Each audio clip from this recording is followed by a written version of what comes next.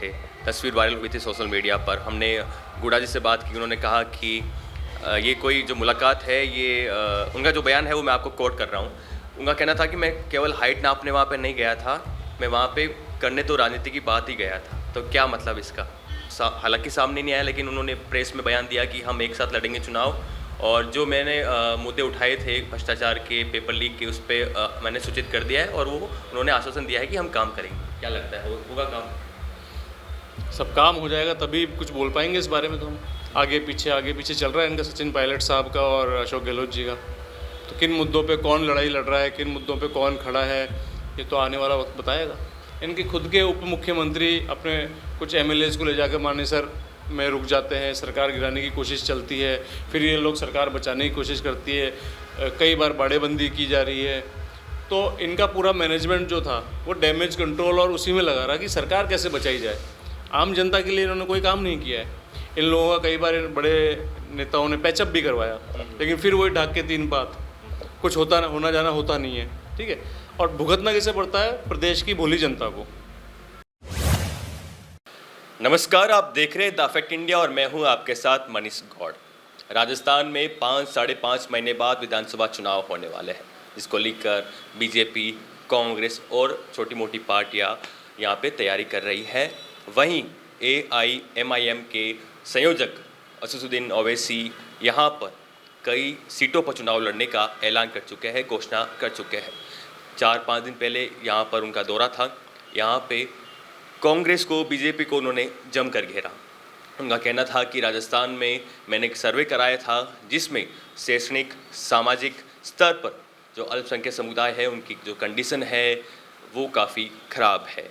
तो आज हमारे साथ बातचीत करने के लिए मौजूद है जमील खान जी, जो कि प्रदेश अध्यक्ष है AIMIM के राजस्थान के। तो इनसे बातचीत करते हैं और जानते हैं कि आने वाले चुनाव में आपकी क्या रणनीति है, कैसे आप तैयारी कर रहे हो। सर, आप ये बताइए कि आपका नाम तो फाइनल हो चुका है, आप चुनाव लड़ रहे हो, महेश जोशी भी वहाँ से लड़ते हैं हवा महल से, तो कितनी सीटों पे आप चुनाव लड़ोगे राजस्थान में? देखिए, राजस्थान में हम लोग तैयारी कर रहे हैं 30 से 40 सीटों पर। बाकी आने वाले वक्त में हम फाइनल कर देंगे बाकी सीट्स भी कि कहाँ कौन कौन चुनाव लड़ेगा। नाम की घोषणा हम कुछ समय बाद कर देंगे इंशाल्लाह। तो आप कांग्रेस, बीजेपी के अलावा किसी दूसरी पार्टी के साथ गठबंधन करोगे? बेशक हो सकता है गठबंधन, उसमें हम कतई कोई तकलीफ़ नहीं है, हमें बिल्कुल ओपन है। आम आदमी पार्टी भी आ रही है राजस्थान में, उन्होंने ऐलान किया कि हम 200 सीटों पर चुनाव लड़ेंगे। बिल्कुल लड़ना चाहिए साहब, लोकतंत्र है, सभी पार्टियों को पूरा मौका मिलता है, सभी को लड़ना चाहिए। आपको नहीं लगता कि राजस्थान में जो अल्पसंख्यक समुदाय है वो कहीं ना कहीं जो वोट बैंक है वो कांग्रेस पार्टी का माना जाता है, तो आपकी पार्टी यहाँ पर चुनाव लड़ती है तो कांग्रेस पार्टी को नुकसान होगा बजाय बीजेपी के? ये सवाल आप कांग्रेस से पूछने से ज़्यादा बेहतर रहेगा कि उनको किस चीज़ में नुकसान है, किस चीज़ में फ़ायदा है। हमारी पार्टी यहाँ आई है हमारे लोगों के लिए, हमारे खुद के लीडर्स तैयार करने के लिए, हमारे हक की, हमारे हुकूक की आवाज़ उठाने के लिए। हम ये नहीं देखते कि ये किसी पर्टिकुलर एक पार्टी का वोट बैंक है, ये किसी पर्टिकुलर एक पार्टी का वोट बैंक है। जातिगत समीकरण बहुत पीछे रह जाता है जब आप बात करते हैं डेवलपमेंट की, एजुकेशन की, हेल्थ की, इनकी अगर आप बात करते हैं जातिगत समीकरण पीछे हो जाता है, क्योंकि सभी जातियों को ये सभी चीज़ें चाहिए। शिक्षा चाहिए, स्वास्थ्य चाहिए, रोज़गार चाहिए। हम लोग इसके अंदर नहीं जाते। हमारी पार्टी 36 बिरादरी की पार्टी है। हमारी पार्टी में आप देखेंगे जब नामों की घोषणा होंगी कैंडिडेट्स के हमारे विधानसभा चुनाव के लिए, तो सभी पार्टियों, सभी बिरादरियों के लोगों को टिकट दिए जाएंगे इंशाल्लाह। तो जो अप्रैल के महीने में जो सर्वे कराया गया था ओवैसी साहब के द्वारा, तो क्या लगता है जो नतीजे आए तो कैसे लगे आपको नतीजे? ये 7-8 महीने से सर्वे नहीं था, एक्चुअली एक स्टडी थी जो कि 7-8 महीने से चल रही थी। इसको हेड कर रहे थे senior retired IAS officer Amitabh Kundu साहब, और उनके साथ उनकी बहुत लंबी टीम थी, वो लोग इसको हेड कर रहे थे। तो जो नतीजे आए वो बहुत ही शॉकिंग थे, बहुत ही निराशाजनक थे हमारे लिए। हमारी प्रदेश के जो हालात हैं, हमारी माइनॉरिटीज़ के जो स्पेशली जो हालात हैं, हमारे दलित भाइयों के जो हालात हैं, उसका पूरा सर्वे था ये। उसमें ये देखा गया कि काफ़ी सारे पॉइंट्स पे, जैसे हेल्थ हो गया, आपका शिक्षा हो गई, आपका स्वास्थ्य, आपका रोज़गार हो गया, या किस तरह से आपके पास कितना पैसा है, कितनी ज़मीन है, क्या काम करते हैं, डेली वेजेस हैं या वीकली वेजेस पे काम करते हैं, छुटकर वो हैं आपके दुकानदार हैं, जिस भी तरह का काम है वो सभी तरह की चीज़ों की ये सर्वे था। और इसमें स्थिति बहुत दयनीय है। हम अगर बात करें पिछले काफ़ी सालों की, तो ये ग्राफ इनका इनकम का ग्राफ नीचे जाता जा रहा है और शिक्षा का ग्राफ भी नीचे जाता जा रहा है।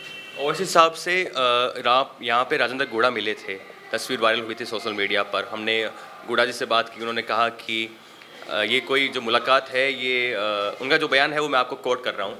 उनका कहना था कि मैं केवल हाइट नापने वहाँ पे नहीं गया था, मैं वहाँ पे करने तो राजनीति की बात ही गया था। तो क्या मतलब इसका?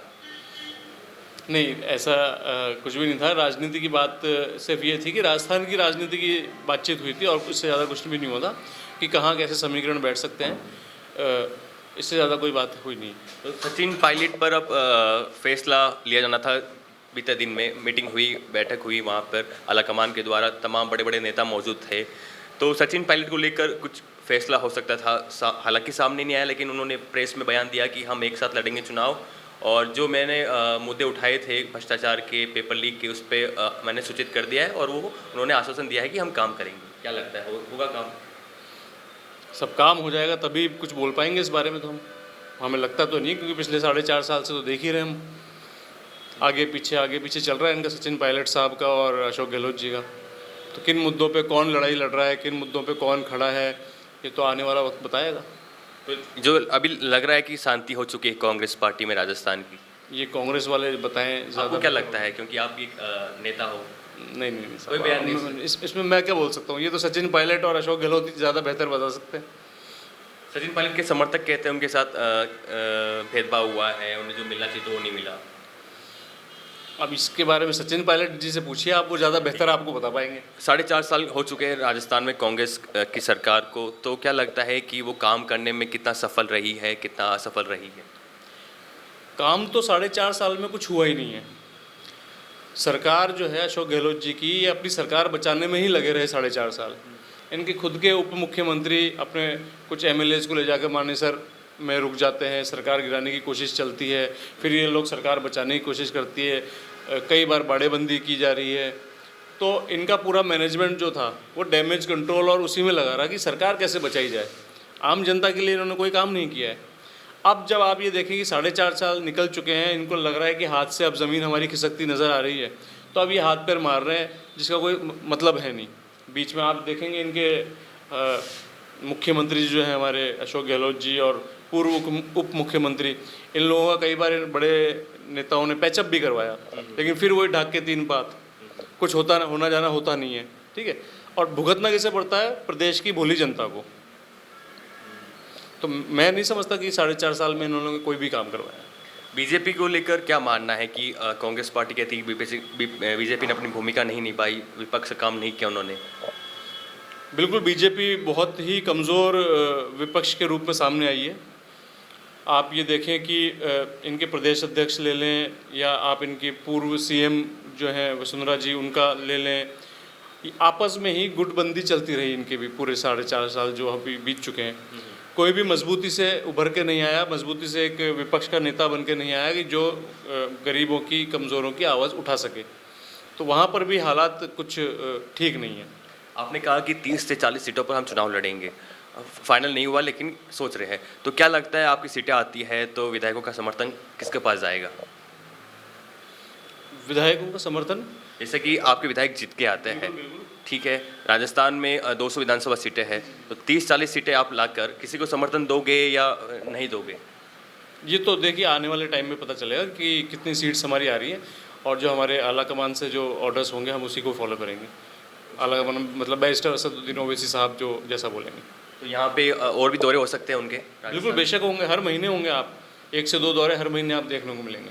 ऐसे कई राज्य थे जहाँ पर चुनाव लड़ा था AIMIM ने, लेकिन वहाँ पे कुछ सीटें मिली नहीं उनको। नहीं, ऐसा नहीं है। देखिए कई जगह क्या होता है कि शुरुआती दौर होता है, जैसे अभी कर्नाटक में चुनाव लड़ा तो सिर्फ 2 सीट पे चुनाव लड़े हम लोग। पहले हमने यूपी में लड़ा था चुनाव, तो उसमें ज़्यादा सफलता हासिल नहीं हुई, लेकिन अभी जो यूपी में जो नगर निकाय के चुनाव जो हुए उसमें आप देखिए बहुत ज़बरदस्त सफलता मिली है। 6 तो चेयरमैन है हमारे और 125 के आसपास हमारे पार्षद जीत गए हैं। तो ग्राउंड पे काम हो रहा है, तैयारी हर जगह चल रही है, और माशाल्लाह आप इंशाल्लाह देखिए ना कि हर जगह जहाँ जहाँ हमारी पार्टी काम कर रही है हिंदुस्तान में, आपको हर जगह हमारे लीडर्स दिखाई देंगे। राजस्थान में तीसरा खेमा बनाते हुए नजर आ रहे हैं हनुमान बेनीवाल। लगातार सभाएं कर रहे थे, हल्ला बोल कार्यक्रम कर रहे थे और बजरी माफिया, खनन माफिया और टोल मुक्त राजस्थान, ये तमाम मुद्दे थे उनके। तो उनका कहना है कि राजस्थान में कांग्रेस बीजेपी के अलावा कोई भी अगर गठबंधन करना चाहे तो उनके लिए रास्ते खुले हैं। तो क्या लगता है कि गठबंधन हो सकता है आप लोगों की पार्टी में? बिल्कुल हो सकता साहब, क्यों नहीं हो सकता। कांग्रेस और बीजेपी के अलावा जो भी पार्टीज़ हैं, हमारे दरवाजे हमेशा सभी के लिए खुले हैं। जैसे भी जो भी समीकरण हम बैठेगा वैसे उनके साथ हम लोग गठबंधन कर सकते हैं। तो आपका ये फाइनल हो चुका है कि आप प्रत्याशी रहोगे जो ये चुनाव होगा विधानसभा महेश जोशी के सामने? जी हाँ, मैं ही हवा Final महल, है ये? हाँ, जी हाँ, हवा महल से मैं ही लड़।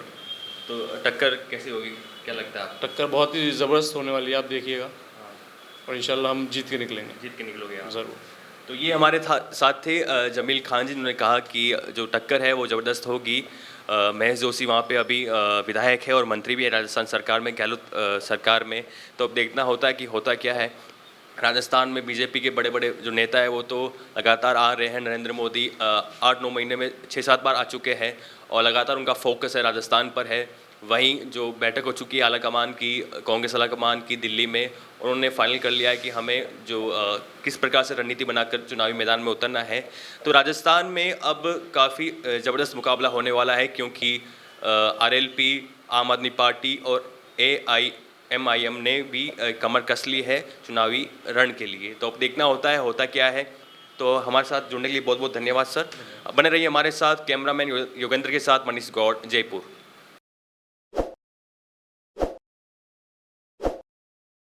ताज़ा खबरों के लिए विजिट करें द फैक्ट इंडिया की वेबसाइट और डाउनलोड करें द फैक्ट इंडिया ऐप।